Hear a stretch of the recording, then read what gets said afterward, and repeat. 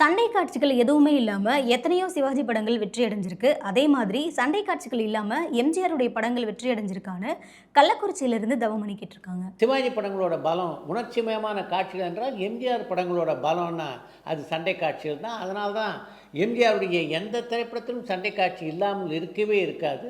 எம்ஜிஆர் படங்களை பொறுத்த வரைக்கும் முழுக்க முழுக்க குடும்ப படமாக இருந்தாலும் கூட அதில் ஒரு சண்டை காட்சிகள் நிச்சயம் இடம்பெறும். இந்த வருஷம் ரிலீஸ் ஆன சில நல்ல படங்கள்ல குபேரா படமும் ஒண்ணு. ஆனா தமிழ்ல அந்த படம் ஹிட் ஆகல.